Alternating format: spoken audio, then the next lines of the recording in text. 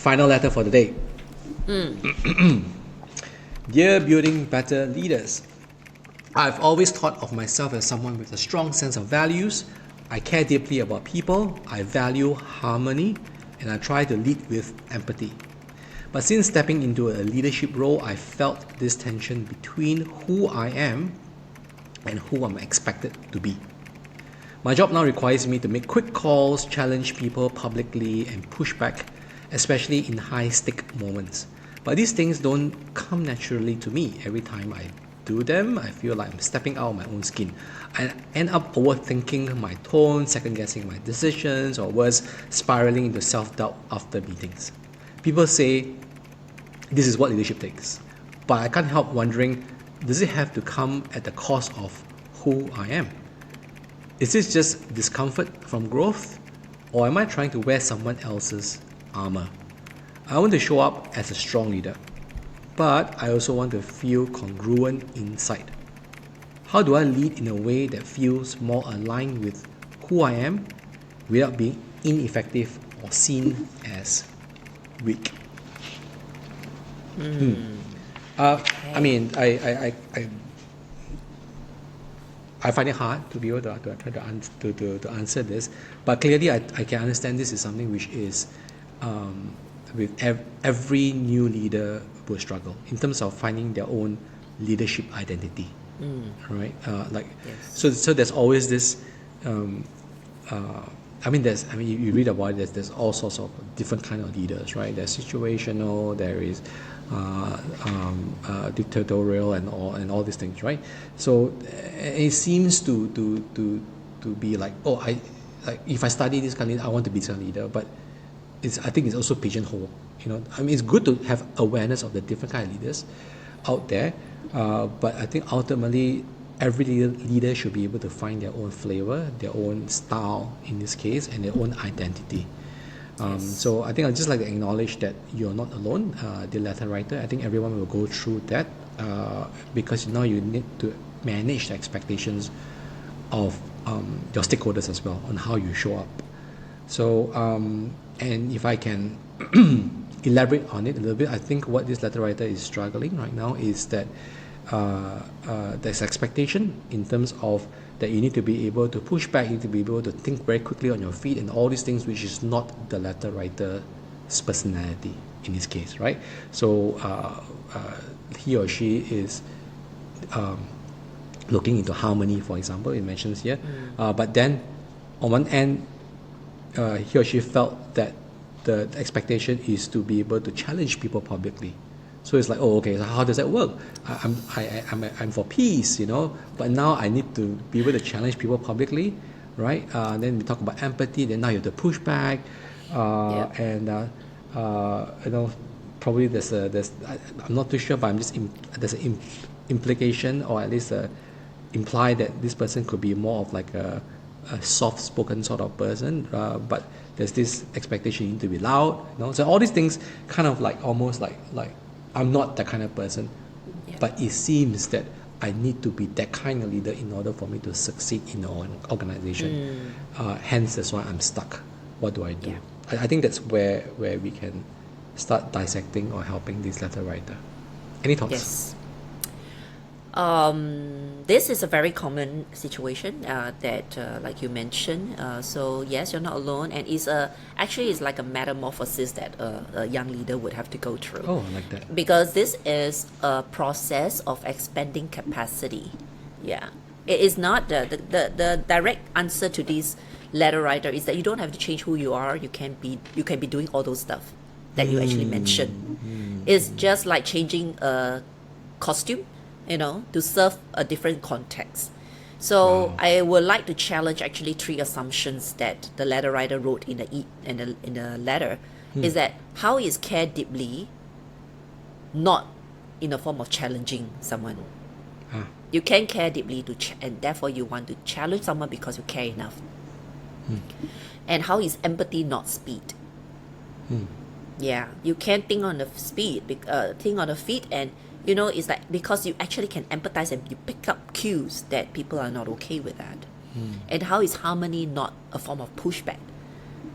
Sometimes you need to say no so that you can uphold certain harmony, and pick the, instead of saying no to, instead of, accommodating to an easy decision, you have to say no to it in order to uphold harmony.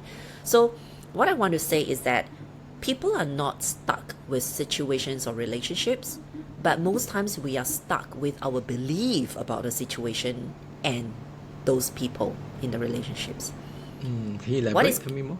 Yeah, so what kept us stuck is how we see, in this case, like harmony. Harmony, if means nice, then that's not for leadership for sure. Right. Yeah. You need to put sometimes conflict on the table and disagreements on the table in order to achieve alignment and harmony, the true harmony that will make things work, in order to collaborate and all these things. And how is challenging someone not a form of care deeply? When you care someone's growth, you care about someone's growth, you have to constantly challenge and stretch them. Yeah, so it's really not about changing who you are most times. It's about expanding your capacity to show up differently so that you can deliver that core values that you embody. Yeah. And Enneagram, this is where Enneagram actually comes in nicely, because Enneagram is not about changing your personality type, because it's really hard to change personality type. In fact, we do not believe that in Enneagram type, your Enneagram type can change. But what you can change is the way you respond to people and situations. You can change your behaviors without changing your intent. Yeah. So if you are you empathize, you are a harmonious person, and you are someone who cares deeply, but if you do not push back, you do not protect your team, you do not kind of like speak confidently to get buy-in, I think it's a lack of skills, it's not a lack of personality. Yeah.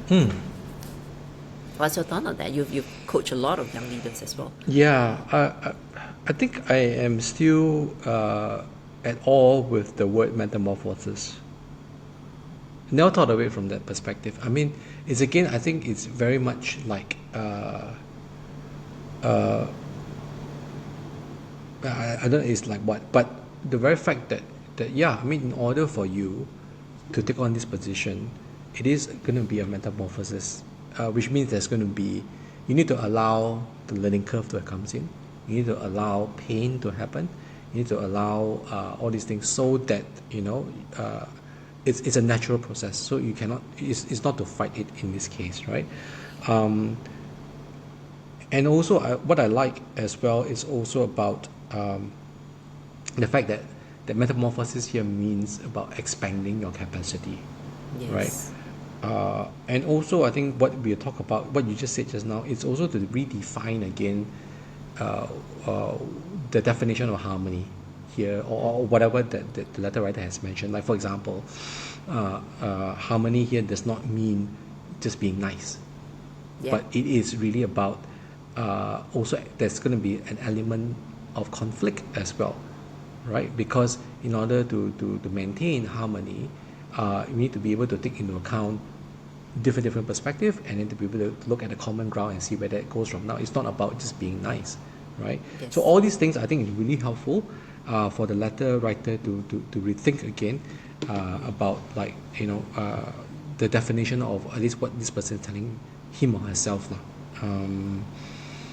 Yeah, so far I think this is what I have, and what I like is the practice of Enneagram, which kind of says that, like, it's not about changing your personality, but it is about how you understanding who you are, so that you can come across strongly and much more powerfully, or in control of how you can respond to other people as well as the challenges and all. I think that is something which is important. So do you think that this letter writer should at least the baseline to understand who he or she is first? I'm just thinking out loud. Any thoughts about that? In fact, I think kudos to the awareness level of this letter writer. I think he or she knows who he or she is, and that is wonderful. I don't know the age, but I think it's wonderful to know this. I want to highlight the difference between familiar and natural. So I think most times we are stuck with our familiarity. That means it's like, for me is I always ask people, ask for help nicely. I always try to be generous and helpful, for a caring and empathetic personality. And I try to be indirect, or I don't want to impose on others. But if you're in a leadership position, this might not be a natural thing. And that is what likely the letter writer was experiencing, is that something that you're familiar with, and now in a different context or different role, it becomes not natural. Yeah, and by going through the confusion or feeling you're wearing someone else's armor, doesn't mean it's bad for you. Going out of your comfort zone or familiarity can be actually a good thing, and therefore I would like to encourage this letter writer to give more patience, and empathy to himself or herself as well. Yeah, and therefore focus on learning the skills to kind of like challenge in a respectful manner, in a caring manner, pushing back and saying no to protect the prioritization or priorities of the team, and how to build harmony for collaboration where there is creative tension at play. Okay.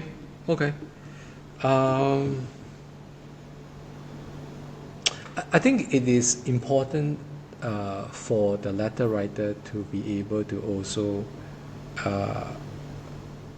so I think to understand him or herself much better. When I talk about, probably do a personality test or something, to find out a bit more. But I think also to identify what are the values. I mean, to have a baseline. What are his or her values, right? So, like for example, if his or her values is to be able to, it's about growth, for example, right? For example, growth is important to me, for example, right? And when conflict comes in a situation, or when there's so-called seemingly there's no harmony in this case, but if growth is the one which is anchoring this person, then this person can ask the question to say like, okay,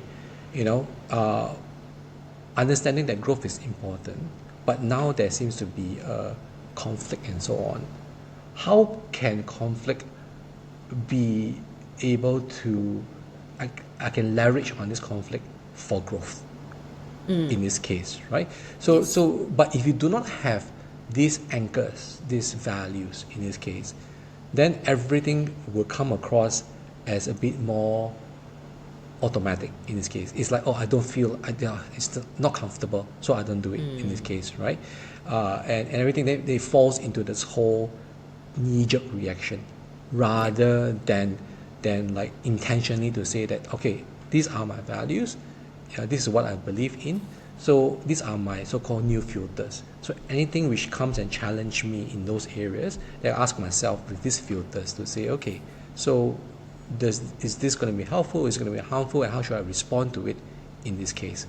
And like all things, when you are grounded, when you're very sure of yourself, of what you represent, then the picture I have is like you are the lighthouse in a storm in this case, very strong, standing there in this case, not stubborn in this case, but at least you're certain of who you are, while the storms hits through in this case. But not only that, you are also shining a light to other boats out there who kind of like feel lost and so on. So you're also shining them, giving them safety as well.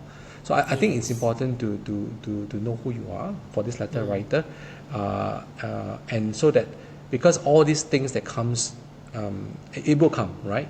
All these seemingly disruptions, but if you were to look at it with a new lens, to say that, okay, then how can this be helpful for me, right? How can this add value, or how can my values be able to turn this situation into something which will be helpful? I think clearly then this person will grow, will metamorphosize into a beautiful butterfly in this case, right? Yes. So that's my thoughts. True. Yeah. Yeah, so it's about I think what you said is to keep the intent. That means the why don't change. Like, you care, you empathize, The why don't change, but I think the method change or the outcome or the set of behavior or range, you change that. Yeah. So the impression, the intent don't change, but the impression you create, you are flexible enough to actually adapt. I think that's important. Yeah. Because ultimately, I mean, leadership is complex. We are not saying that it's easy, right? Like you say, there's so many different types of leadership, servant leadership, whatever, authoritative and directive. So I think it's about how can you show up in different styles to suit different needs and without losing who you are and still stay true to who you are as a person. Yeah. That's an important point.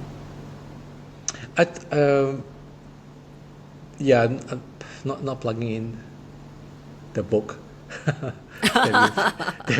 We did cover a lot about it. I know.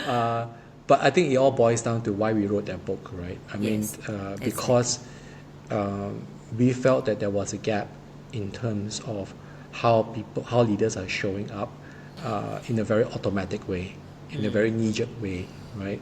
And they don't think about the consequences. They don't think about how their actions would affect other people. They don't think about all these things, right? So ultimately, when these things, or consequently, when someone don't go through that, then sometimes it will be a case of toothpaste out of a tube. Say certain things which is hurtful and it's not helpful in this case, right? So and leadership, you talked about it just now a little bit. Leadership is actually not natural to a certain extent. Yeah, it is something which you have to work on. It's something there's going to be a lot of intention. There's going to be a lot of things you need to think about it. In this case, what is going to be the guide? What are you thinking about? So the guide is ultimately how you make the other person on the other side of the table feel. Yes. That's the most important thing, right? Is how would you make them feel? You may not necessarily agree to all the things that the person is saying, but what happens is that you are respecting the person by giving them space to be able to understand them, to be able to explain where they're coming from. Again, I'm not saying that you need to fully agree what the person says, but you're giving them as a human being to say, okay, help me to understand where this is coming from, right? Yes. So then from then onwards to work on or to coach or find a solution, and all these things, it is not natural, because we are shaped to be able to problem solve, give answers quickly, and all these things, right? But now you've got people under your care. It's no longer just barking orders in this case, right? Hence, that's why I think we wrote this book and titled it "Leadership is Not Automatic." You have to be very intentional about a lot of things. Why? Because we want to make sure that the other person at the end will feel good about that decision, or at least the person understands where you're coming from in this case. Yeah. Okay. I'm not sure whether or not we went off topic a bit, but okay, let's go back to the letter writer itself. So I think the letter writer, what we're telling the letter writer is that we acknowledge that it seems to be this person is finding their own leadership identity. There's an incongruence with who they are as a person, as well as also what is expected for the job in this case. And what we are suggesting first is that, hey, first of all, understand that you do not have to change who you are, your personality in this case, but it's about how then you respond to situations, to people, challenges all around you, right? So that process itself is a metamorphosis process. It's about expanding your capacity, right? So then what do you do, right? So to kind of like then start to understand a bit more about really deeper of really who you are, right? Understanding what are your values, take a personality test, enneagram, and all to understand what stresses you, how are you behaving when you're at your best. So that will be your new baseline. So if you understand who you are, understand what is your OS, your operating system in this case, then what happens is that all these words that you have before, like things like harmony, then you can kind of like challenge your understanding again about what harmony here means. Yeah, because create a new meaning to it. A new meaning to it, yeah. Because if your value is about growth, and harmony here can actually include aspects of conflict because it is for the purpose of growth in this case. Yeah, so I think that is important. Yeah, and I think lastly to conclude, it's also to allow time for you to go through this metamorphosis process. There's always going to be a learning curve to understand that, and not to rush it time, and to be compassionate with yourself, that it is a journey, that you're actually going through this, because right now you're expanding your capacity. All this while you have been silkworm, is that what it is? Right? And it's going to be a very painful process for you to break out of that Cocoon. cocoon. Clearly I need to revisit again this analogy. But yes, so there's going to be a painful process, and to understand that it is necessary. Because why it's necessary? Because we have always been very automatic in how we do things.